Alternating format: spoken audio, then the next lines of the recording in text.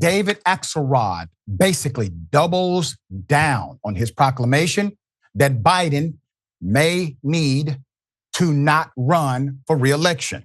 And he doesn't care if you call him, as he puts it, a prick. Here it is. So, former chief architect of the Obama White House, David Axelrod, former senior advisor, said he thinks President Biden has a, quote, 50-50 shot of winning in the 2024 election, and that the current president faces the risky bet of trying to, quote, cheat nature. Axelrod told the New York Times, Maureen Dowd, in an interview, quote, I think he has a 50-50 shot here, but no better than that, maybe a little worse. He thinks he can cheat nature here, and it's really risky. They've got a real problem if they're counting on Trump to win it for them. I remember Hillary doing that too. Let's talk about some of the context that's not mentioned. Once again, David Axelrod, still very much so part of the Democratic establishment, Democratic Party establishment, which means he does not make a public proclamation without getting at least approval or the wink and nod from the gatekeepers of the Democratic Party. Who are the gatekeepers? Well, you can definitely count former President Barack Obama among them, okay? Because if David Axelrod does this, Biden calls Obama and says, Obama, why is your guy coming after me? Well, remember, David Axelrod still very much so involved, not only in his political breakdown as it relates to his job, but also his connections to people inside of the party. So he has permission from individuals inside of the DNC, either proper or DNC de facto, to do exactly what he's doing, to be that person. I would expect President Obama may actually say something on record as well very soon. But here's the part that we all know. No one voted for Biden first time because they were excited about Biden. And if you say you voted for Biden because you were excited about a Biden presidency, you're a liar. We were excited about making sure Donald Trump was not a second-term president. That's the reason most voted for Biden. Democrats polled at over 60% saying, hey, we prefer somebody else. That was first term. Now it's even higher. But in a head-to-head matchup, clearly, everyone sided on the Democratic side with Biden. Independents sided with Biden. Young people sided with Biden. Those numbers are dramatically different today, giving rise to Axelrod and, let's just say, the approval of the Democratic establishment for saying this may not be a go here. And also the lack of surrogates campaigning on behalf of Biden. Where are they? Do they exist? Have you heard from them? Are they being booked? There's more. The column defends Axelrod, opening with a declaration from Dowd that he is, quote, not a prick, and noted that Axelrod has said Biden was a great vice president and did wonderful things as president.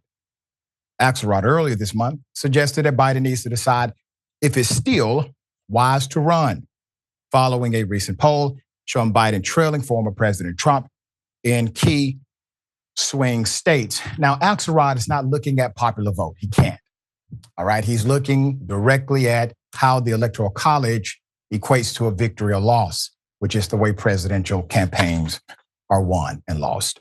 I don't care about them thinking I'm a prick, he says. That's fine. Axelrod told Dowd, quote, I hope they don't think the polls are wrong because they're not. Dowd's column was published Saturday, 2 days before Biden turned 81.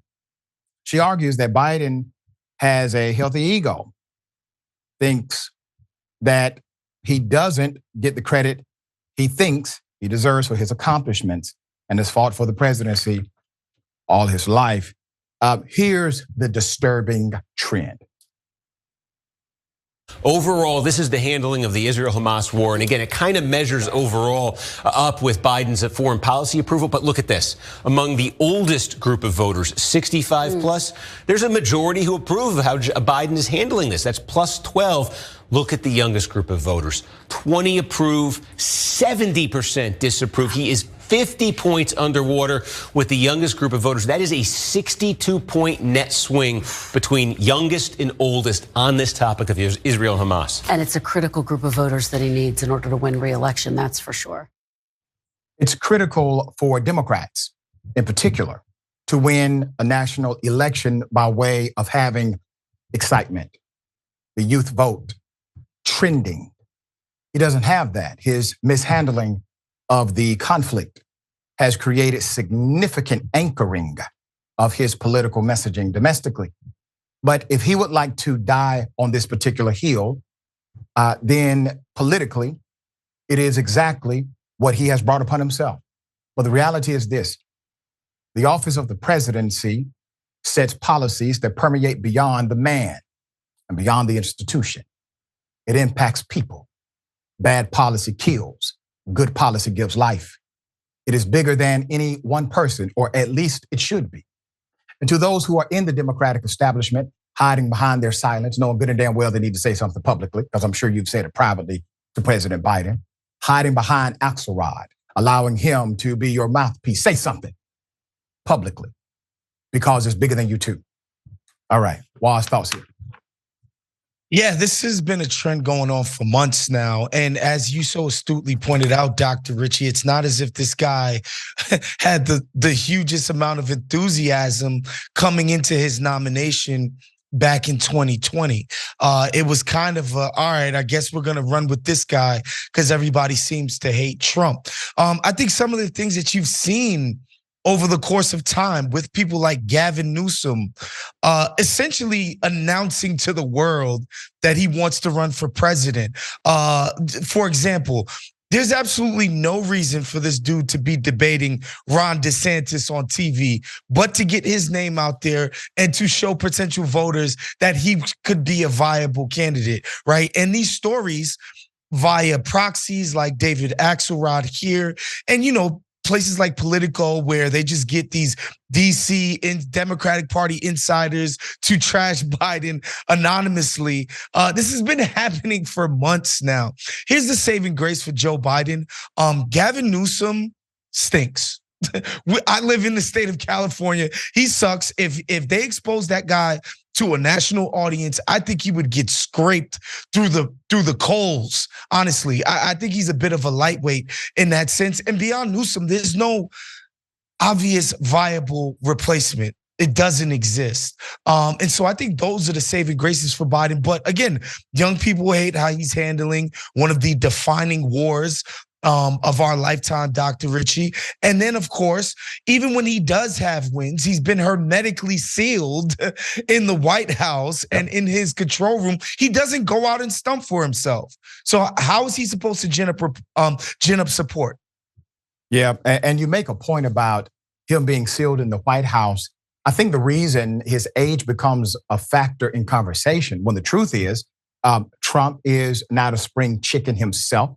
They are very close in age. Bernie Sanders had the most enthusiastic support we saw from young people in the presidential election some years back. He's not a spring chicken either.